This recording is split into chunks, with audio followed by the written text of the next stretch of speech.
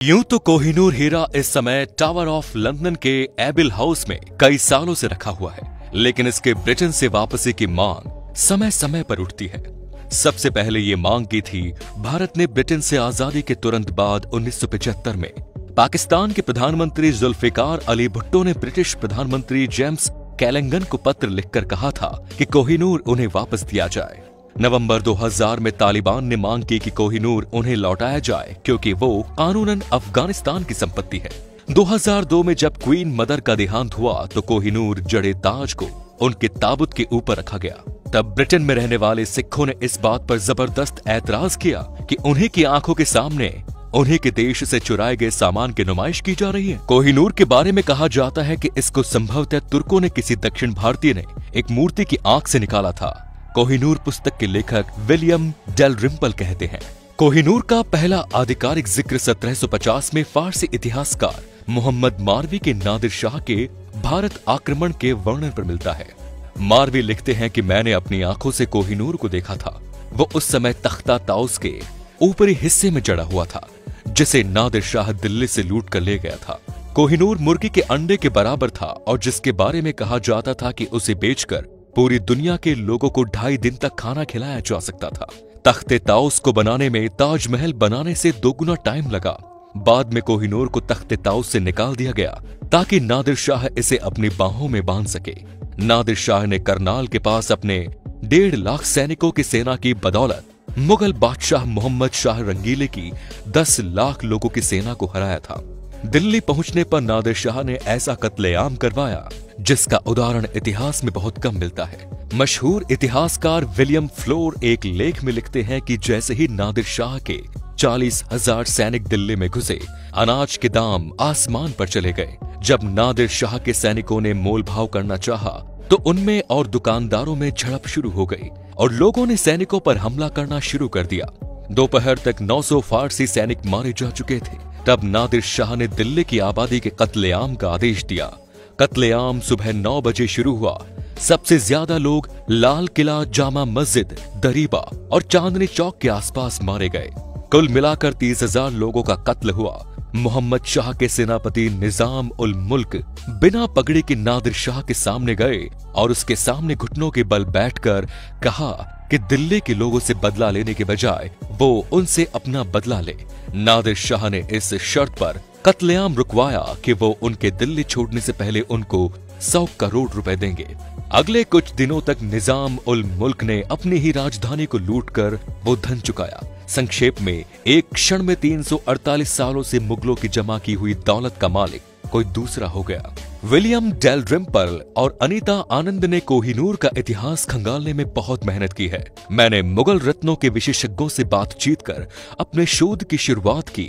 उनमें से अधिकतर लोगों की राय थी कि कोहिनूर के इतिहास के बारे में जो आम बातें प्रचलित है वो सही नहीं है। नादिर शाह के पास जाने के बाद ही कोहिनूर पर पहली बार लोगों का ध्यान गया। थुमैटकॉप लिखते हैं कि दरबार के एक नर्तकी नूर बाई ने नादिर शाह से मुखबरी की कि मोहम्मद शाह ने अपनी पगड़ी में कोहिनूर को छुपा रखा है। नादिर शाह ने फौरन मोहम्मद शाह से कहा, आइए दोस्ती की खातिर हम अपनी पगड़ी आपस में बदल लें। इस तरह से कोहिनूर नादिर शाह के हाथ में आया। जब उसने पहली बार कोहिनूर को देखा तो देखता ही रह गया। दिल्ली की लूट, अफगानिस्तान ले जाने का बहुत दिलचस्प बयान फारसी इतिहासकार मोहम्मद काजी मारवी ने अपने किताब आलम मारा-ए नादरी में लिखा है। दिल्ली में 57 दिनों तक रहने के बाद 16 मई 1739 को नादिर शाह ने अपने देश का रुख किया। अपने साथ वो पीढ़ियों से जुटाई गई मुगलों की सारी दौलत ले गया। उसकी सबसे बड़ी लूट थी तख्ते ताउस, जिसमें कोहिनूर और तैमूर की रूबी जड़ी हुई थी। लूटे गए सारे खजाने को 700 हाथियों, 4000 ऊंटों और 17,000 घोड़ों पर लाद कर ईरान के लिए रवाना किया गया। जब पूरी सेना चेनाब के पुल से गुजर रही तो हर सैनिक की तलाशी ली गई। कई सिपाहियों ने हीरे जवाहरात जब्त किए जाने के डर से उन्हें जमीन में गाड़ दिए। कुछ ने तो उन्हें इस उम्मीद में नदी में फेंक दिया कि वो बाद में आकर उन्हें नदी की तली से उठाकर वापस ले जाएंगे। नादिर शाह के पास भी कोहिनूर बहुत दिनों तक नहीं रह पाया। उसकी हत्या के बाद ये हीरा उसके अफगान अंगरक्षक अहमद शाह अब्दाली के पास आया। और कई हाथों से होते हुए 1813 में महाराजा रणजीत सिंह के पास पहुंचा। 1839 में रणजीत सिंह जी की मृत्यु हो गई। कड़ी सत्ता संघर्ष के बाद 1843 में 5 वर्षीय दिलीप सिंह को पंजाब का राजा बनाया गया, लेकिन दूसरे एंग्लो सिख युद्ध में अंग्रेजों की जीत के बाद उनके साम्राज्य और कोहिनूर पर अंग्रेजों का कब्जा हो गया। दिलीप सिंह को उनकी मां से अलग कर एक अंग्रेज दंपति के साथ रहने के लिए फतेहगढ़ किले भेज दिया गया और लॉर्ड डलहौजी ने कोहिनूर को महारानी विक्टोरिया को पानी के जहाज से फेंकने का फैसला किया। उस जहाज को रास्ते में कई परेशानियों का सामना करना पड़ा। कोहिनूर पुस्तक की सहलेखिका अनीता आनंद बताती है, वो जब शिप में लोड किया गया था तब क्रू को पता नहीं था कि वो क्या कार्य कर रहे हैं।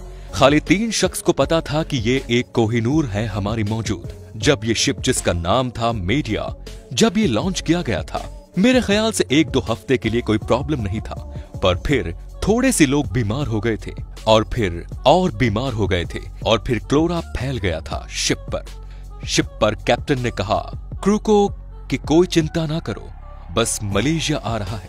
मलेशिया में हम दवाई लेंगे, पानी मिलेगा, हम खाना खाएंगे, सब कुछ ठीक हो जाएगा। जब शिप मलेशिया पहुंची तो मलेशियन लोगों ने कहा हमें नहीं चाहिए प्लेट। उन्होंने थ्रेटनिंग किया कि अगर तुम पास में आओगे तो हम तुम्हें कैनन से ब्लो करेंगे।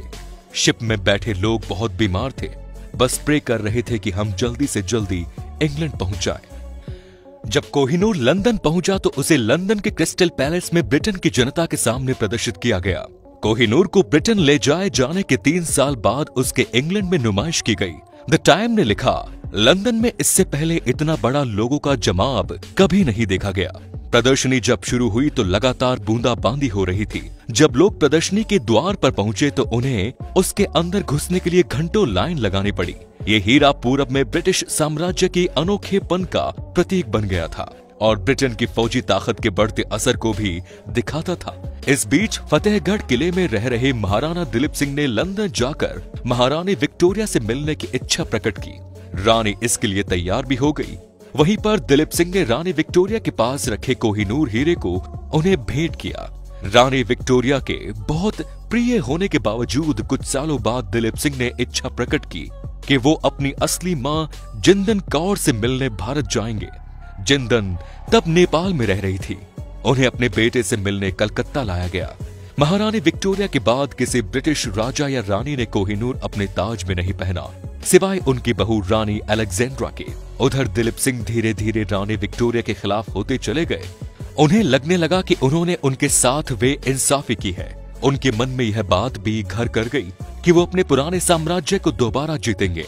वो भारत के लिए रवाना भी हुए, लेकिन अदन से आगे नहीं बढ़ पाए। 21 अप्रैल 1986 को उन्हें व उनके परिवार को पोर्ट सहीत में गिरफ्तार कर दिया गया।